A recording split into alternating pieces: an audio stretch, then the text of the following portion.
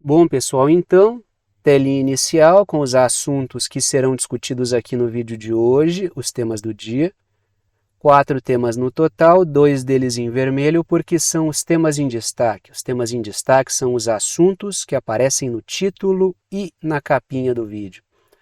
E aqui embaixo um recado que é sempre importante. A minutagem permite que você selecione na linha do tempo o tema que quer assistir, de forma que vocês podem assistir ao vídeo inteiro ou apenas aqueles assuntos que forem do interesse de vocês. E sem mais delongas, a gente parte para o primeiro tema, que é o seguinte: lá na parte superior da tela, dentro daquela caixinha preta, eu coloco o seguinte título: A Rússia vê os Estados Unidos darem um tiro no seu próprio pé. Por que eu coloco esse título? Vamos passar ao caso então. A melhor tese que eu ouvi, que eu li até o momento a respeito do que teria acontecido no que tange ao atentado às linhas do gasoduto Nord Stream 1 e 2, que levam gás da Rússia até a Alemanha através do Mar Báltico, a melhor tese foi a do Seymour Hersh, que é um jornalista estadunidense, segundo o qual bombas foram plantadas por mergulhadores da Marinha dos Estados Unidos e acionadas por um avião norueguês, e isso gerou o dano que virou notícia, todos vocês acompanharam. Isso por causa do histórico do Seymour Hersh e por causa da consistência da tese apresentada por ele e dada a qualidade das suas fontes que historicamente ele apresenta. Tanto é que quem ganhou muito com essa perda do espaço russo no mercado de gás europeu é quem? É a Noruega e os Estados Unidos, então ele faz uma boa amarração aí. Segundo o mesmo Seymour Hersh, os Estados Unidos criaram uma tese, a CIA criou uma tese e utilizou veículos de mídia, como é habitual da CIA, para espalhar uma tese para obstruir o que na verdade teria acontecido e, ao meu ver, diz respeito a essa tese do Seymour Hersh. Até agora, a melhor tese sobre o que aconteceu, e para encobrir essa tese, a CIA criou uma outra, que traz ao centro das discussões um grupo terrorista ucraniano que fretou um barco na Polônia e, numa noite de embriaguez, teria promovido o atentado contra as linhas do gasoduto. E, segundo o mesmo Seymour Hersh, essa tese, além de encobrir a tese dele, que, lógico, ele trabalha como a verdade, e para mim é a melhor tese até o momento, existe um cúmplice nessa cortina de fumaça que seria a Alemanha. Segundo Seymour Hersh, se a Alemanha não participou diretamente de uma autossabotagem, porque o gasoduto beneficiava a Alemanha, ela está encobrindo a verdade, tanto através da sua mídia como pela atuação do seu governo e na condução das investigações. Vamos lá. Acontece que dias atrás a Alemanha trouxe ao centro das discussões acusados que vão ter que responder pelo que fizeram. E o resultado das investigações na Alemanha apontam para a tese que foi levantada, segundo Seymour Hersh, pela CIA. Um grupo de ucranianos que fretou um barco na Polônia numa noite de embriaguez e promoveu o atentado, inclusive com nomes. Revelaram o nome do Vladimir Z, o que fez todo mundo lembrar da figura do Volodymyr Zelensky, já que trata-se de um grupo ucraniano. Um pouco depois disso, apareceram matérias na mídia dos Estados Unidos, endossando a investigação alemã, já que, segundo Seymour Hersh, existe aí uma cumplicidade da Alemanha para com a tese da CIA, e essas matérias nos Estados Unidos endossaram essa investigação e foram além. Disseram que tanto o Zelensky quanto o Zaluzhny, o ex-comandante militar ucraniano, que hoje encontra-se no Reino Unido, tanto o presidente quanto o comandante militar, eram responsáveis por isso, que a CIA teria feito um apelo para que não ocorresse, mas que não deu tempo de reverter o processo. História toda muito bem amarradinha. Segundo Seymour Hersh, é uma grande cortina de fumaça. Acontece que, ao criar essa tese, supondo que seja uma tese criada, e vamos seguir a linha do Seymour Hersh, essa tese criada para encobrir o real responsável, que são os Estados Unidos e o avião norueguês, gerou uma onda de choque que está perturbando a política europeia. E é sobre isso que eu vou falar. Eu precisava dessa introdução para entender, para que a gente equalizasse aqui todo o enredo até o momento. Acontece que essa tese criada pela CIA para encobrir o real responsável está gerando uma bagunça enorme e várias divergências dentro da bolha da OTAN. Daí o tiro no pé dos Estados Unidos. Para encobrir um ato, geraram problemas. Mas quem mente demais, uma hora se enrosca nas próprias mentiras, né? Trago aí a seguinte matéria. Uma deputada alemã, é deputada alemã ali, tá? Só para corrigir. Que é a Alice Weidel, ou Weidel, acho que é Weidel, né? Weidel, sei lá, Weidel. Bom, enfim. Façam as devidas correções aí nos comentários, sempre tem alguém que me auxilia nessa coisa, né? Ou quando tem questão de pronúncia, sempre tem alguém que sabe muito mais do que eu, ou porque mora em outro país, ou porque estuda e sabe muito mais de pronúncia do que eu, seja lá em que língua for. Até em português eu tomo lição nos comentários, agradeço a quem me corrige.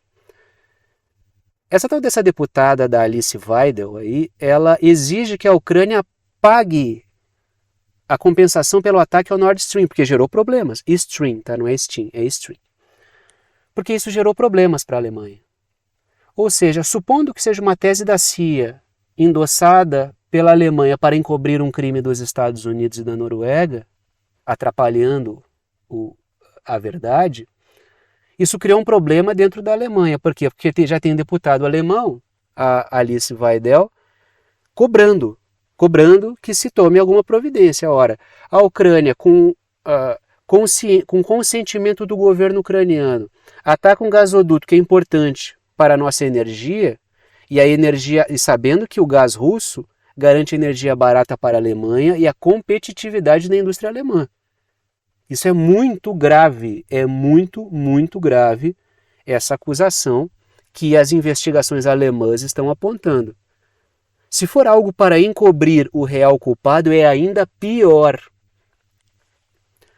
Por quê? Porque a Alemanha seria cúmplice de uma autossabotagem. Ela se autossabotou.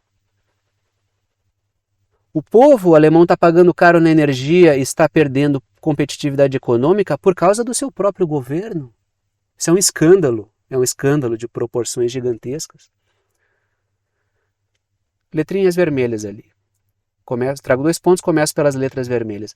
A investigação alemã aponta a ação de um grupo ucraniano e teve uma matéria, como eu falei, uma matéria da mídia dos Estados Unidos que implica o Zelensky e o Zaluzhny nessa podridão toda. Letras azuis, a investigação pode estar encobrindo uma ação terrorista dos Estados Unidos. Estão aí os pontos que eu trouxe naquela introdução. Vamos continuar. No mapa por onde passam as linhas do Nord Stream 1 e 2, e ali os pontos onde houve as explosões, né? Então percebam, quando a gente olha essas linhas de gasoduto aí, a gente percebe como a Polônia, que é ponto de passagem de gás, não via com bons olhos essa... Porque tem uma linha azul passando na Polônia, ó, Poland, do lado da Alemanha. Ponto de passagem de gás. A partir do momento em que se criam alternativas pelo Mar Báltico, para que a Rússia conecte o seu gás com a Europa, a Alemanha ganha centralidade e a Polônia perde, porque ela ganha dinheiro e tem importância política, por isso, geopolítica, por causa da sua posição, é ponto de passagem de gás. A Ucrânia também perde. Não à toa, quando houve a explosão, teve celebração na Ucrânia e na Polônia. Na Ucrânia também tem ponto de passagem de gás, olhem ali as linhas azuis. Malandramente, daí percebam que também tem linha de gasoduto vindo da Noruega. E tem o gás dos Estados Unidos que chega até a Europa através de navios. O que os Estados Unidos teriam feito malandramente? Teriam culpado os primeiros responsabilizáveis, né? Os que parecem ser mais culpados, o mordomo, né? Seria o quê? A Polônia e a Ucrânia, dado o seu interesse, que não queriam perder o seu privilégio de ser um ponto de passagem de gás da Rússia até a Europa. O interesse com as linhas do Nord Stream era o quê? Era superar. porque aí fica dependente da Polônia e da Ucrânia, governos que tinham problemas com o governo russo. Aí o que os Estados Unidos fizeram? Jogar a responsabilidade sobre aqueles que pareciam mais culpados.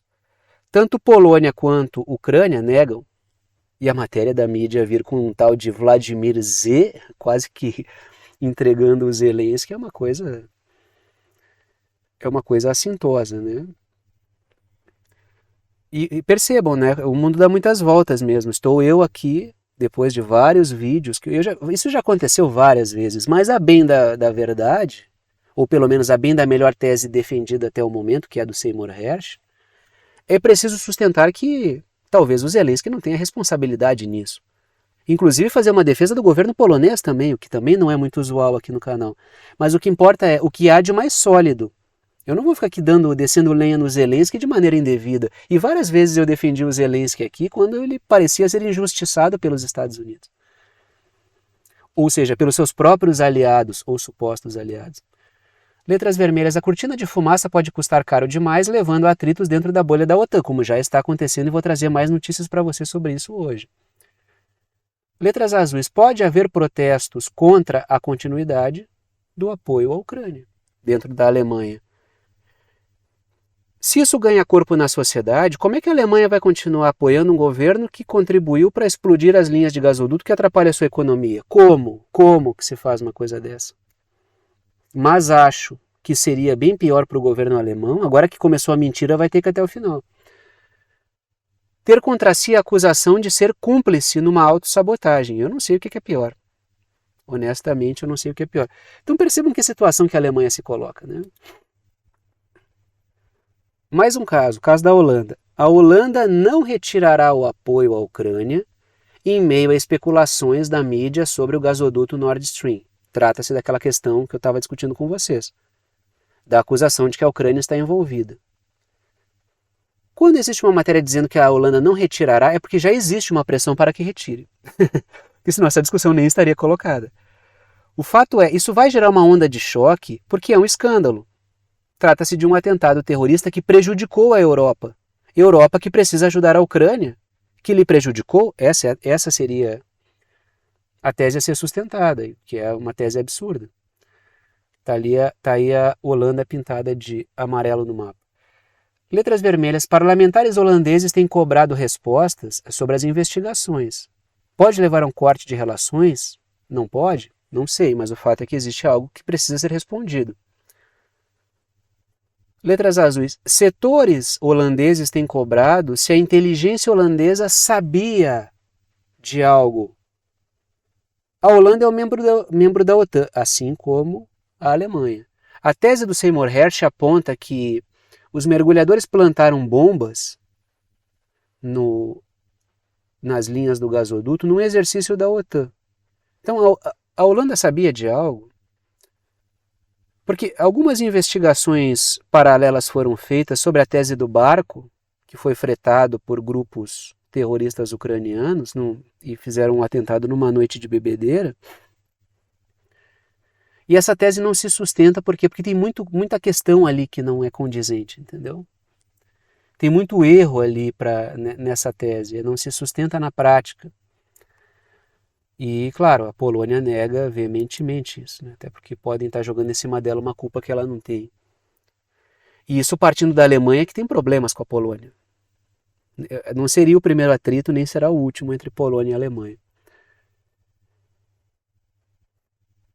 A respeito aí, tá? Vamos continuar com desdobramentos dessa questão Alemanha, Ucrânia, OTAN, Rússia e assim por diante, né? E a Rússia assistindo tudo isso. Por isso que eu coloquei a Rússia observa, porque está dando problema lá. E é algo que diz respeito à Rússia, porque é um gasoduto de uma parceria Rússia-Alemanha. Trago a seguinte matéria. Ações de empresas de armas alemãs caem em meio a debates sobre ajuda à Ucrânia. São as ações da Rheinmetall. Porque a Alemanha disse dias atrás que vai promover cortes na ajuda à Ucrânia. E lógico, se vai haver um corte na ajuda à Ucrânia, isso vai reduzir também a produção de armas, isso levou a uma queda das ações, mas depois houve uma recuperação, né? Então também é pauta de muita especulação. A pergunta que fica é por que a Alemanha, tão obediente, tão serviçal, tão submissa aos Estados Unidos, diria uma coisa dessa agora, comprometendo inclusive ações de uma empresa, entre aspas, alemã, já que, né, tem variados donos aí, ela tem uma propriedade transnacional. Querem ver? Acessem aí, composição acionária Rheinmetall. Aí vocês vão encontrar quais são os donos, né? Muitos interesses britânicos e estadunidenses, lógico. Letras vermelhas, elementos que podem explicar essa decisão alemã de promover cortes à ajuda na Ucrânia. Primeiro, a impopularidade da agenda da OTAN, que está ceifando índices eleitorais de políticos que apoiam essa agenda. Não à toa a popularidade do Olaf Scholz está muito baixa, muito baixa. Por quê? Porque ele tem uma conduta extremamente submissa em relação à agenda da OTAN. O Macron, mesmo desgaste, os conservadores no Reino Unido, o mesmo desgaste.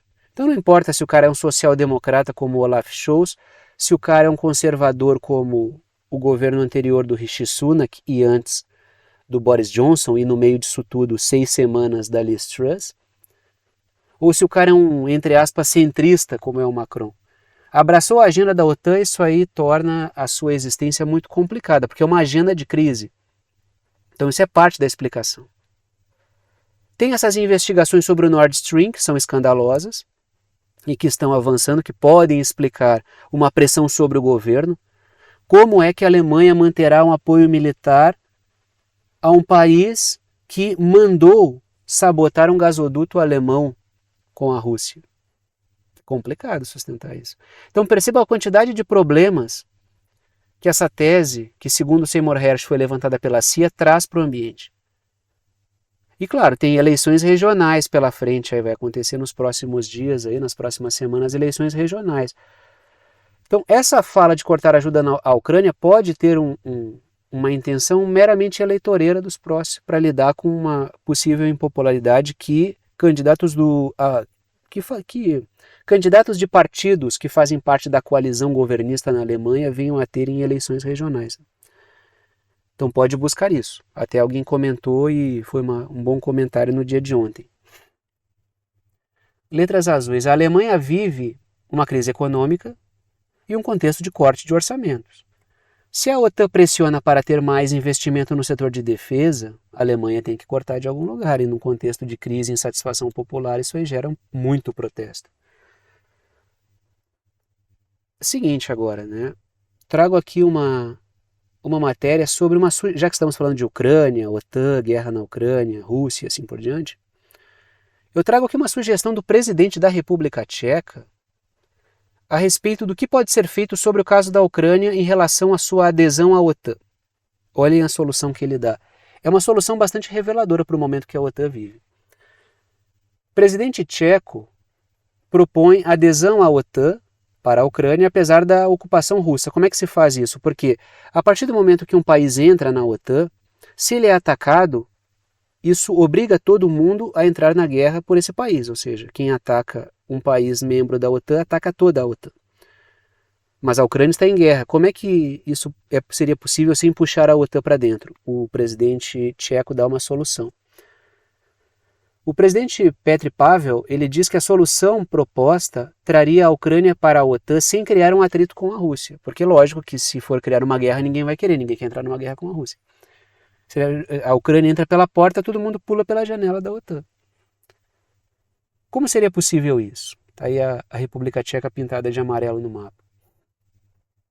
Letras vermelhas. O acordo não reconheceria como ucraniano territórios que optaram por aderir ao Estado russo. Então, isso temporariamente. Então, enquanto houver a guerra, esses territórios não são tidos como ucranianos. Se a Rússia promover incursões para além desses territórios, aí sim a coisa muda de figura.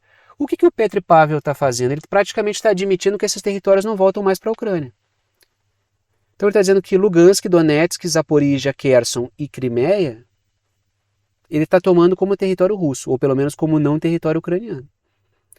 Para quê? Para que, como as guerras acontecem, como o fronte acontece ali, isso não implicaria a OTAN numa guerra. apenas se a Rússia ultrapassar. Letras azuis. Setores da OTAN temem que a Ucrânia perca ainda mais terras. Então vamos delimitar como OTAN daqui para cá. Só que isso gera complicadores com a Rússia, porque a Rússia não quer a Ucrânia dentro da OTAN. Porque isso é levar a OTAN até as portas da Rússia, e isso ela não quer. Sempre foi uma questão importante para a Rússia que a Ucrânia fosse território neutro. E foi justamente isso que foi desrespeitado. Então, essa proposta do Pavel, ela tem alguns problemas. Primeiro com o Zelensky, que o governo Zelensky dificilmente vai topar isso, porque isso seria admitir que esses territórios não são mais ucranianos. E vai ter problemas com a Rússia, por quê? Porque a Rússia não vai admitir que a Ucrânia esteja na OTAN. Vamos ver, né? Vamos ver o que pode acontecer. E aí, para a gente fechar esse primeiro momento aqui de Ucrânia, Rússia, Europa, OTAN, matéria da Reuters. A Lituânia inicia a construção de uma base para tropas alemãs perto da fronteira com a Rússia.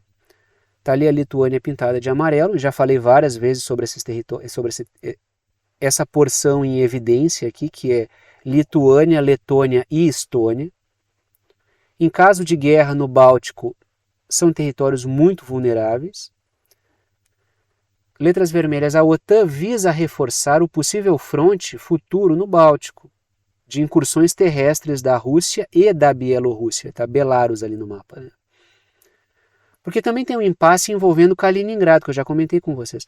Assim como Kaliningrado, deixa eu passar, só ali letras azuis. A base fica a poucos quilômetros da fronteira com a Bielorrússia, tá? Então também implica a Bielorrússia nisso.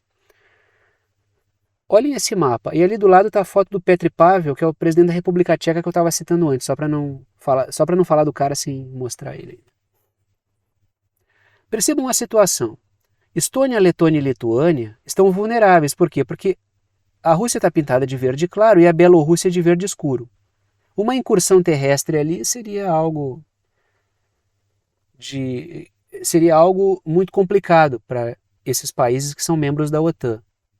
Só que, por outro lado, também tem uma complicação, e aí eu aponto ali, as flechinhas azuis ali apontam para um território pintado de verde claro, que é Kaliningrado, que é território russo, que está encaixado entre a Lituânia, que é membro da OTAN, e a Polônia, Poland, no mapa aí, que são membros da OTAN. Então tem um impasse.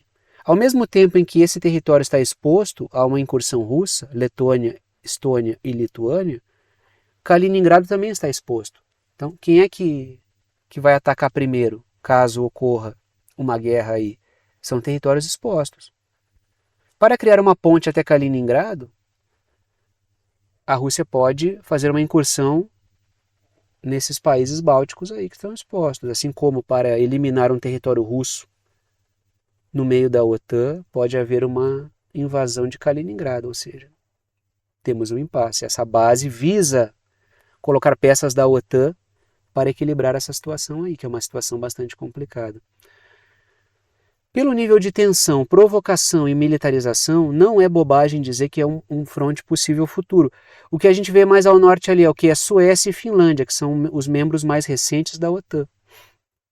Por quê? Porque são importantes para um eventual confronto no Báltico, assim como para questões no Ártico, né? Agora vamos para o segundo tema. Vamos falar a respeito aí vamos para o Oriente Médio. Vamos falar sobre Israel, Hamas, o ataque do Irã que ainda não aconteceu. O Irã está prolongando essa situação e Israel gastando com prontidão, os Estados Unidos e os aliados gastando, esperando um ataque que não vem, e essa tensão vai se prolongando e o ataque não ocorre. E se os caras guardam as armas e o ataque ocorre? Essa é a grande dúvida. Então, a partir do momento que Israel fez o que fez, matando o líder do Hamas no território iraniano, isso aí é uma grande ofensa, uma grande provocação, isso entrega para o Irã o controle do tempo. Eu faço no meu tempo porque é eu que vou dar a resposta. A ofensa foi de vocês, a resposta é minha, então eu dou ela no meu tempo. Então, todo esse jogo de ansiedade, ele continua acontecendo. Até o momento que eu estou gravando o vídeo, às 6 horas da tarde do dia 20 de agosto, mais de 12 horas antes, em relação ao momento que o vídeo se torna público para vocês, às 8 da manhã do dia 21, não teve ataque iraniano ainda. Se acontecer, saibam que eu fiz o vídeo antes. trago o seguinte título, lá na parte superior da tela, dentro daquela caixinha preta. A estratégia de grupo rival de Israel preocupa os israelenses, de grupos rivais, na verdade, né? Porque alguns grupos palestinos disseram que vão retomar uma certa estratégia, dada a situação que vem ocorrendo. Trago uma matéria aí. Ó. O Hamas e a Jihad Islâmica, grupos palestinos, reivindicam a responsabilidade por um atentado à bomba, foi um caminhão-bomba, se eu não me engano, que ocorreu em Tel Aviv, que é território israelense. Segundo o Hamas e a Jihad Islâmica, vai haver um retorno e um aumento da frequência desse tipo de atentado com bomba, seja utilizando caminhão, carro ou mesmo homens-bomba, que são ataques de martírio, como esse tipo de ataque é chamado, porque a pessoa que está promovendo o ataque morre também, porque é um ataque de martírio. O pessoal aborda costumeiramente como ataques de homem-bomba. Então Israel tem mais uma preocupação aí no horizonte, que é o retorno desse tipo de prática que está sendo anunciada pelo Hamas e pela Jihad Islâmica. Letras vermelhas, está aí uma foto do Netanyahu, líder político de Israel. Letras vermelhas, os grupos palestinos voltarão a usar os ataques de martírio, segundo os próprios grupos, como peça central de resposta a Israel. Então Israel enfrenta ataques dos Houthis aos seus navios no Mar Vermelho, ataques que têm respostas em parceria com o Reino Unido e Estados Unidos, que atacam o Iêmen o tempo inteiro para tentar parar esses ataques, mas eles não param, então os Houthis agem em solidariedade aos palestinos. Israel sofre ataques do Hezbollah ao norte, que são respostas aos próprios ataques que Israel faz ao Líbano. Tem a atuação de grupos que atuam no Iraque e na Síria, atacando bases dos Estados Unidos. E agora a gente tem esse elemento do retorno da prática de ataques de martírio, que visam golpear Israel com o uso de carros-bomba, caminhões-bomba e homens-bomba. Né? Letras azuis. Israel está levando os palestinos a isso. Quanto mais Israel promove o avanço na faixa de Gaza, o massacre na faixa de Gaza, e também a sombra do que acontece em Gaza, a anexação na Cisjordânia, mais vai fazendo com que a resposta de grupos palestinos se dê nesses termos. O que, diga-se de passagem, é até curioso que não seja mais recorrente, dado o estado avançado de agressividade de Israel contra os palestinos.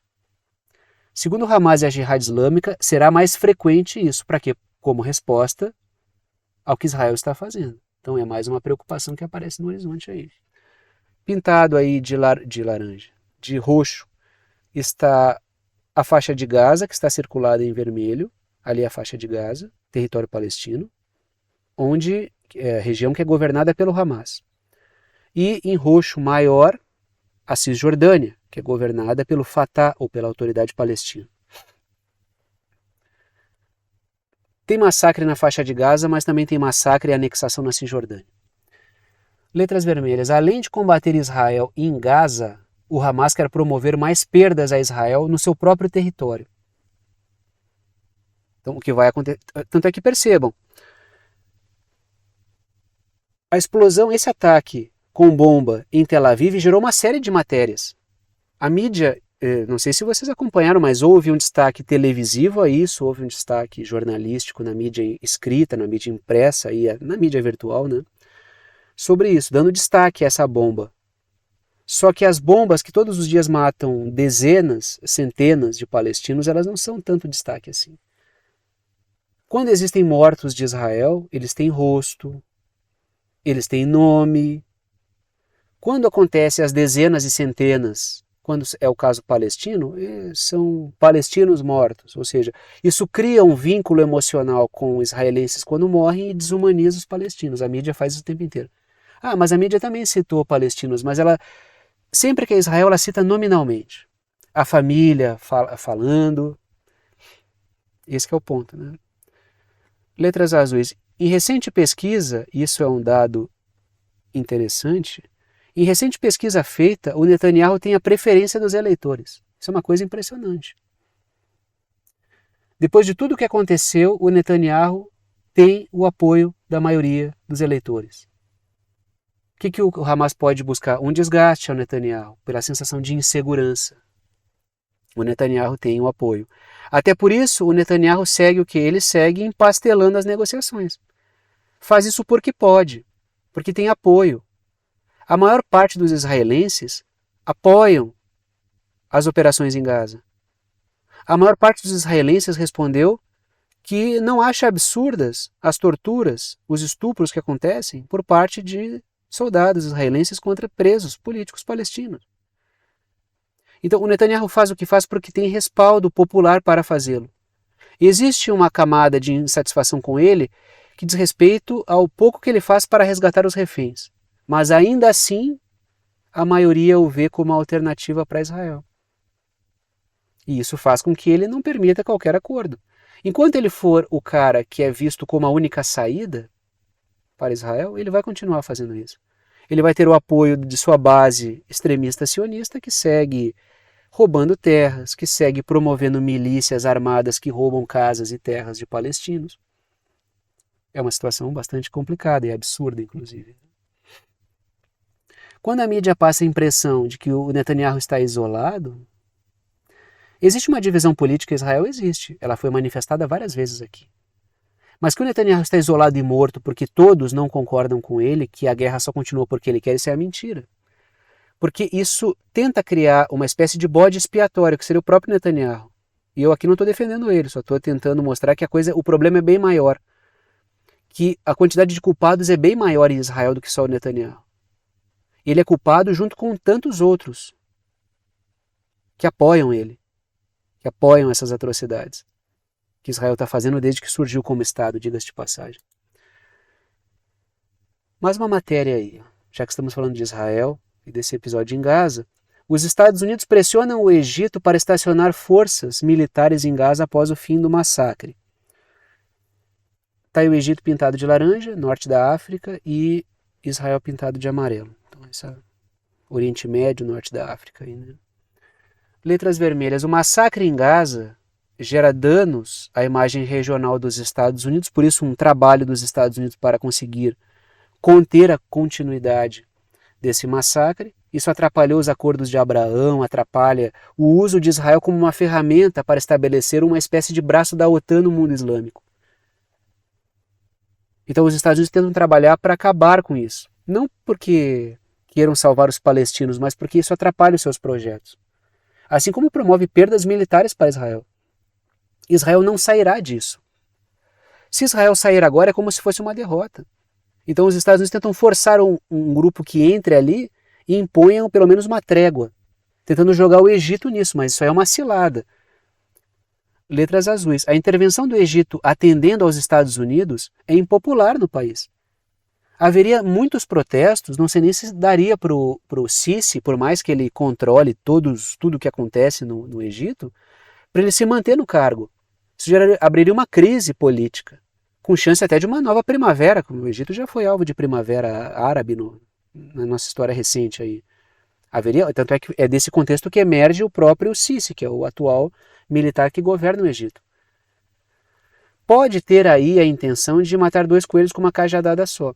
Ao mesmo tempo em que resolve um problema, cria um outro problema favorável, que é desalojar o Sisi do poder e levar um governo talvez ainda mais obediente aos Estados Unidos. Lembrando que o Egito é membro dos BRICS. Pode haver uma estratégia dupla aí. Estratégia semelhante ao que acontece no Brasil e a Venezuela. Assim como o governo brasileiro se movimenta como uma peça que os Estados Unidos mexem para lá e para cá, um amigo da onça que eu sempre cito, o Brasil está comprando uma crise futura para si. Não precisa ser muito inteligente para ver que o Brasil está comprando uma crise para si aí. Isso vai retornar, o rebote disso será gigantesco, tenho certeza. Então o Egito se intromete nisso, ele compra um problema para ele. Porque ele está fazendo um trabalho sujo dos Estados Unidos e de Israel. E aí vai ter protesto dentro do Egito, isso não é popular. Mais uma matéria sobre o Egito. O Cairo, ou seja, o governo do Egito, concordou em entregar a fronteira Egito-Gaza ao controle militar israelense em troca da abertura de Rafah. Quando fala dessa zona de contato, essa fronteira Egito-Gaza aí, o que está colocado aí é o que se chama de Corredor Filadélfia, que é esse contato aí Egito-Gaza, que Israel teme que os túneis que passam por baixo da faixa de Gaza, eles avancem até o Egito. Isso acontece, não é uma suspeita apenas, isso realmente existe. Existem túneis que ligam Gaza até o Egito. E que por ali ocorreria o abastecimento do Hamas por parte do governo egípcio. O que historicamente não faria muito sentido, né? Pensando assim, o governo egípcio ele tem afinidade com o Hamas, fora o fato de que ambos têm Israel como um problema em comum, mas em termos de são movimentos islâmicos, né? Até o governo egípcio ele não. Quando a gente pega a Irmandade Muçulmana, por exemplo, que foi jogada para escanteio pelo atual governo, que tinha uma levada pesadamente religiosa, a Irmandade Muçulmana, que era oposição ao governo do Sisi e foi neutralizada pelo próprio Sisi, governante do Egito, ela era aliada do Hamas. Então, de certa forma, o Hamas ele é aliado da oposição egípcia que foi jogada para escanteio. Então, não há uma afinidade entre o governo do Sisi e o Hamas, direta, que justifique esse apoio. Fora o fato de uma possível sabotagem a Israel para fragilizá-lo, porque Israel é um problema inconveniente para todos os seus vizinhos. Mas Israel insiste que quer o controle dessa fronteira para que possa monitorar. E o que o Egito está topando? Isso pode acontecer desde que haja uma abertura para a passagem em Rafah, que eu já discuti com vocês, que é aquela passagem do Egito, aquela conexão para que caminhões de ajuda entrem e feridos saiam entre Gaza e o Egito. Seria uma conexão de Gaza, dos palestinos com o mundo, através do Egito. O Egito quer que isso volte sob o controle palestino. Aí temos um problema, porque logicamente que o Hamas não vai poder fazer isso. Aí o que a autoridade palestina, o que o Fatah está fazendo? Quer assumir a passagem de Rafah, mas isso é problemático, porque o Hamas não é adversário ainda que tenha um acordo feito lá na China, certamente o Hamas verá isso como uma intromissão do Fatah na política da faixa de Gaza, já que lembremos, lá em 2006 teve eleição, o Hamas venceu e o Fatah empastelou o processo. Tá? Só para dizer, o Hamas também dificulta tudo. Não, quem dificulta o processo é o Fatah, historicamente falando. Há um impasse aí. Vamos ver como é que essa coisa vai se definir, né? Letras vermelhas. Israel poderá manter presença militar no corredor Filadélfia, que está no mapa aí tracejado, pintado de amarelo, laranja aí, e construir barreiras subterrâneas, porque a preocupação é com os túneis, né? Que são o grande problema. Israel subestimou aí a extensão e a preparação que o Hamas fez nesses túneis. Letras azuis. O Egito quer voltar a ser a conexão dos palestinos com o mundo. Isso dá importância geopolítica, diplomática, humanitária, econômica. E lembremos para a gente trazer para aquela política mega fisiológica. Grupos econômicos ligados ao presidente Sisi do Egito estavam cobrando altas somas de dinheiro dos palestinos para que eles pudessem transitar pela passagem. Tem um negócio milionário ali e, logicamente, isso voltaria a acontecer novamente. Nossa, mas que horror! Em qualquer situação, vai ter alguém ganhando dinheiro de maneira indevida. Nunca duvidem da capacidade do ser humano de fazer isso. Não importa. A crise tem o tempo inteiro e sempre tem alguém ganhando dinheiro. Isso vai acontecer. Não estou dizendo que é normal, não estou dizendo que é certo, estou dizendo que acontece. O que aconteceu no Rio Grande do Sul aqui? A quantidade de escândalos, de desvio, de tudo e de golpes que aconteceram é uma coisa gigantesca. Alguém acha assim, se tem golpe quando está tudo normal, quando tem crise é que o pessoal vai dar golpe mesmo. Porque está todo mundo fragilizado. Sem vergonha não dorme nunca, cara. E aí a gente vem para a América Latina, vamos falar sobre isso aqui é importante. O Daniel Ortega, que dias atrás fez um evento com militares de países vizinhos e chamou os militares de países vizinhos a terem uma responsabilidade soberana para com seus países, defendendo a soberania e os seus recursos. O que o Daniel Ortega está fazendo novamente nesse caso é dando uma aula de soberania. Dando uma aula de soberania. Sempre a gente vê uma aula de soberania do Daniel Ortega ou do Nicolás Maduro, né? Figuras que são odiadas pela mídia corporativa justamente por isso. Justamente porque fazem o que fazem. Setores transnacionais não ficam lá fazendo o que bem entendem. Eu duvido que na Nicarágua as redes de TV tenham derrubado a sua grade de programação para passar a celebração ali do Partido Democrata, a convenção do Partido Democrata. É uma vergonha derrubar a grade de programação de notícias para passar ao vivo o Biden falando. Isso é uma vergonha. Existe uma cobertura da eleição dos Estados Unidos muito maior do que das eleições de cidades brasileiras nas eleições municipais.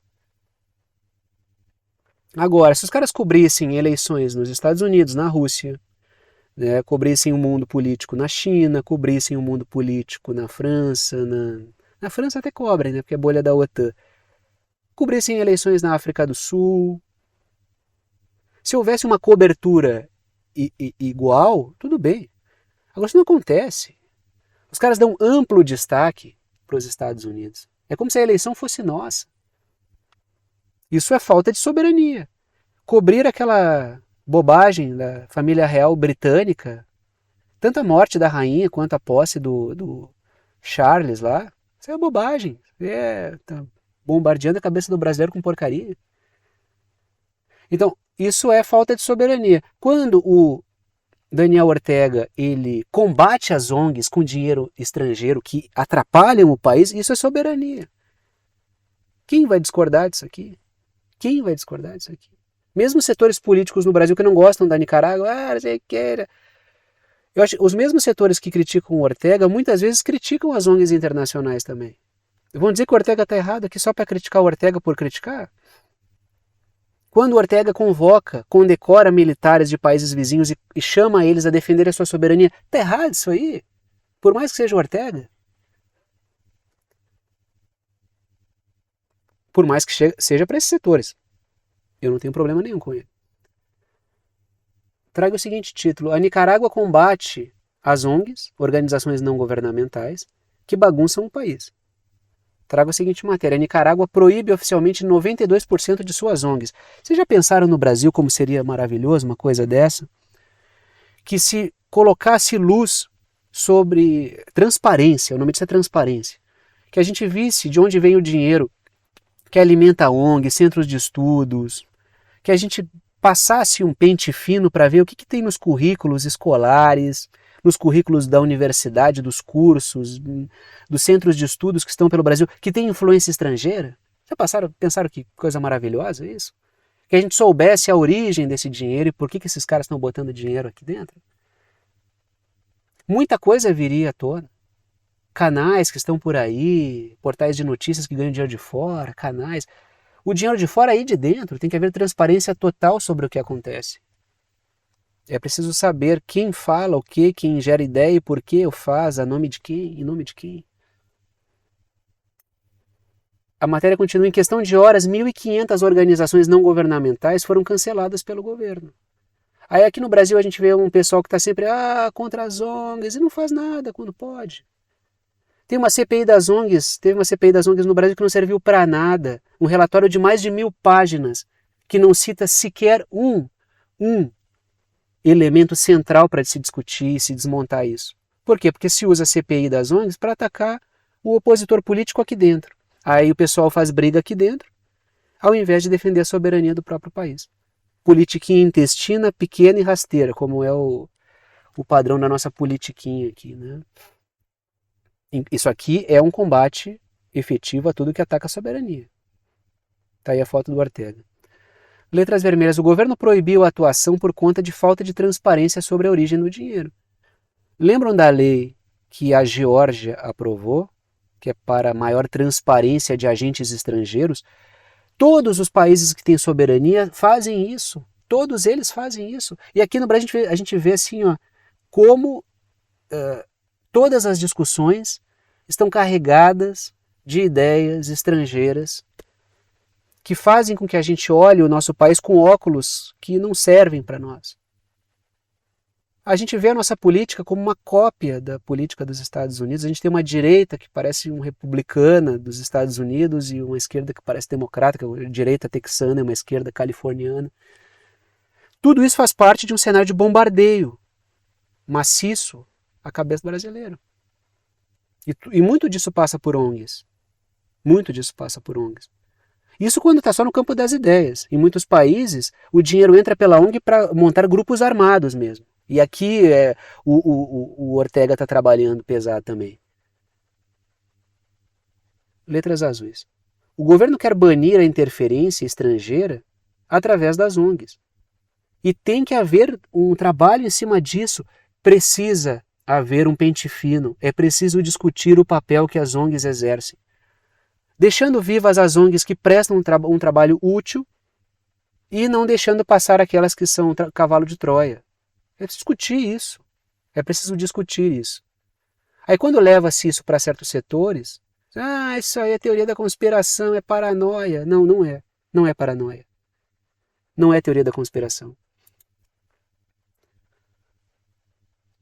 No Brasil a gente divide assim, um setor diz que vai combater ONG, mas não combate, e um outro setor diz que é teoria da conspiração. Estamos bem arranjados. A gente não tem para onde correr na política institucional brasileira. Não tem. Tanto é que muita gente que até comenta aqui, eu não me sinto representado por nada, cara. O cara vai para a direita e para a esquerda e é só encheção de morcilha. Letras vermelhas. Em 2018, setores religiosos atuaram junto com os Estados Unidos em uma tentativa de revolução colorida, usando como cavalo de Troia instituições religiosas.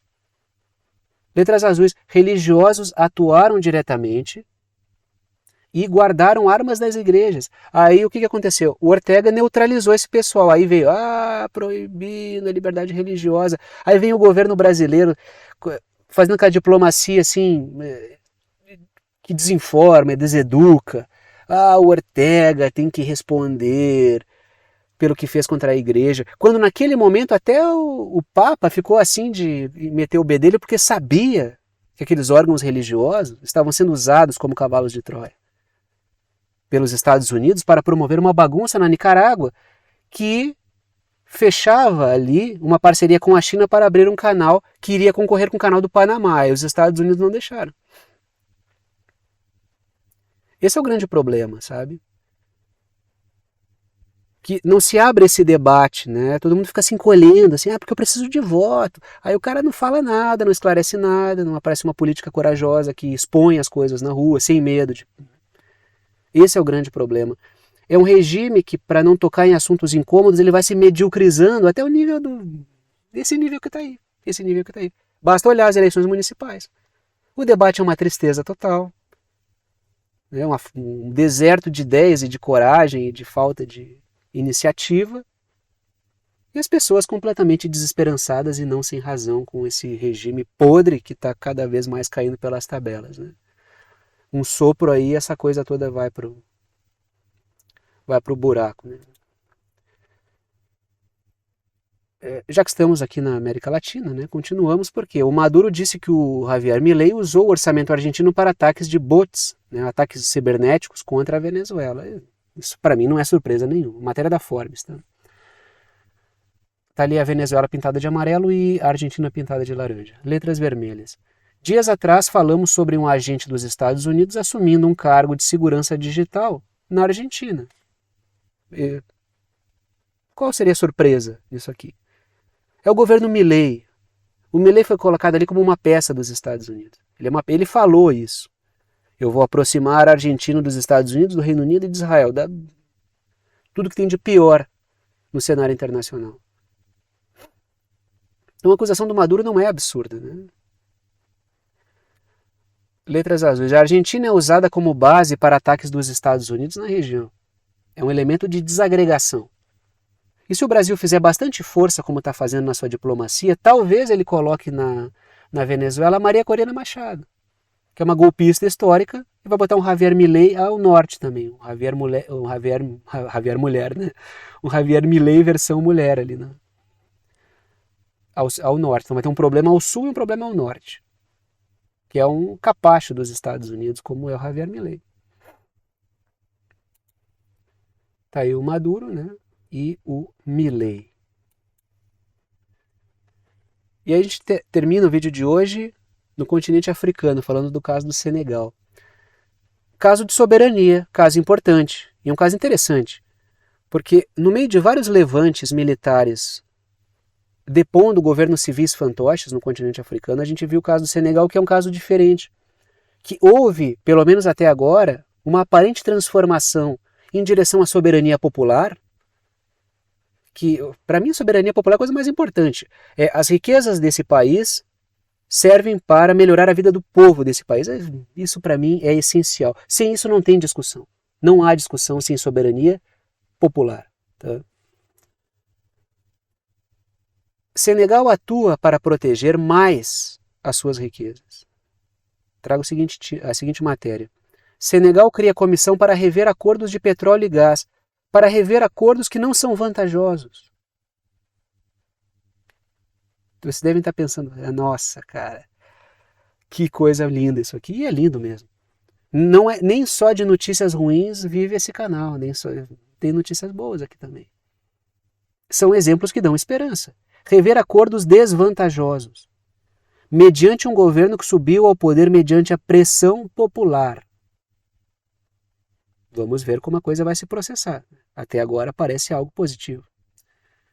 Está aí o Ousmane Sonko, que é primeiro-ministro de Senegal.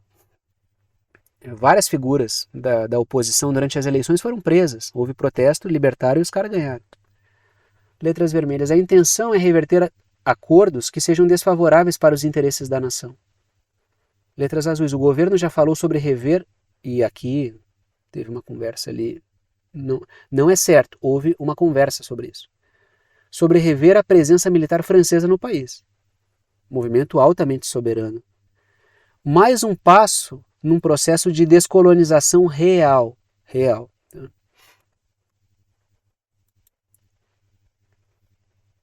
Eu acho engraçado que o pessoal está toda hora assim, né, falando de descolonizar a mente, descolonizar. Fala de um monte de descolonização.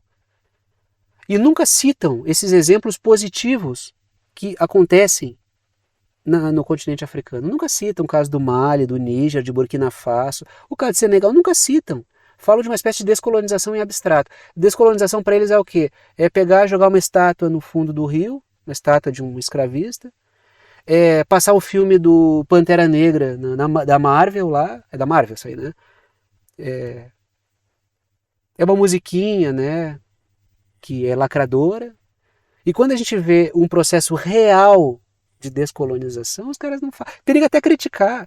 Não, levante no Mali, no Níger, Burkina Faso, isso aí foi golpe militar, eu não concordo. Então o pessoal defende, no Brasil, né, existe uma modinha, defende a África em abstrato, né? Porque da África real eles não gostam mesmo. Porque é uma espécie de militância antirracial universitária gourmetizada. Não tem uma discussão sobre os fatos reais que acontecem. Porque quando vão ver o fato real, acham que é muito pesado, é muito duro, é muito violento. Como são os movimentos reais. Que são grupos que enchem o saco e vão pro pau. Letras vermelhas. O Senegal está fazendo mudança sem recorrer a levantes militares, como aconteceu com os vizinhos. Houve mudança no Mali, Níger e Burkina Faso. Está havendo uma coalizão muito importante, inclusive que dialoga com o Senegal. Só que o fato do Senegal diferente é que isso se deu por um processo de protestos e pela via civil. Para mim, chegar ao objetivo é o que importa. Vou lá, no Mali e no Níger não tem importância porque foi militar. Aqui não tem importância. Claro que tem. Chutando os franceses de lá, os militares franceses não tem importância, mas pelo amor de Deus. Agora, se é civil ou se é militar, está buscando soberania? Se for uma frente civil-militar que busca soberania, você é contra agora? Claro que não, né? Letras azuis.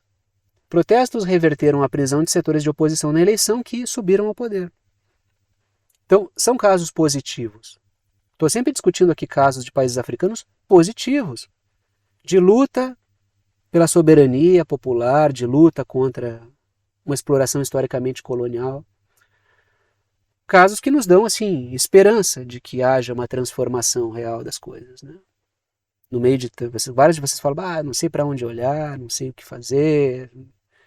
Realmente, quando a gente olha esse pleito eleitoral, assim, essa coisinha que é esses jingles, foto falsa, esse monte de mentiroso sem vergonha falando na TV, no rádio, na rua, na rede, esse monte de burocratazinho mequetrefe, porque é isso que são as nossas eleições, é um monte de burocratazinho mequetrefe, sem vergonha, pilantra que está buscando cargo. E um monte de partido que são empresas buscando o quê? Se posicionar para ganhar dinheiro. Tudo fora disso é um pouco ilusório, é muito ilusório. Agora, o que fazer para mudar esse panorama? Eu acho que é preciso mergulhar mais fundo, mas mergulha mais fundo que tu vai ver para onde é que eles te mandam, né? Aí a gente chega ao momento final do vídeo, momento de passar o chapéu, pedir o apoio financeiro para aqueles que gostam, querem e podem apoiar o canal, para aqueles que veem que o canal é importante para a formação da sua compreensão sobre temas internacionais e geopolíticos. Sempre comento com vocês que apenas os anúncios e propagandas que aparecem durante o vídeo não garantem a existência do canal. De forma que o que mantém efetivamente esse trabalho funcionando com esse nível de dedicação é o apoio financeiro dado por alguns de vocês, apoio pelo qual eu sou imensamente grato pela confiança no trabalho. 3 formas de apoio estão aí, não estão em ordem de importância, todas as 3 são bem-vindas. Trago 3 para que vocês optem por uma delas, aquela que for mais prática para vocês. Seja lá que maneira vocês escolherem para apoiar o canal, vocês apoiam com o valor que vocês quiserem. Uma ajuda solidária, ajuda quem pode, ajuda quem quer e ajuda com quanto quiser. E o conteúdo fica aberto para todo mundo, porque o que mantém o canal é o apoio de vocês, a ajuda solidária financeira. Primeira forma de apoio, por boleto bancário ou cartão de crédito, pela plataforma Apoia-se, está o endereço, o link, o site do Apoia-se, que é uma plataforma de apoio virtual. Segunda forma de apoio é pelo Pix, está aí a chave Pix, que é uma chave de e-mail. Tem gente que usa o número do celular, número do CPF, número do CNPJ como chave Pix. Eu uso um e-mail. Se vocês escreverem, digitarem lá na chave Pix, pixverdadeconcreta@gmail.com, pixverdadeconcreta@gmail.com, vai aparecer o meu nome, que é Thiago, e vocês podem fazer a doação com o valor que vocês quiserem. Terceira forma de apoio é pelo botão Seja Membro, o botão fica embaixo do vídeo, ajuda aqui pelo YouTube, tem várias faixas de valor, vocês escolhem aquela que vocês quiserem. Repito, as 3 formas são bem-vindas, repito também, agradeço aos que apoiam pela confiança no trabalho. Vou parando por aqui e tchau para vocês.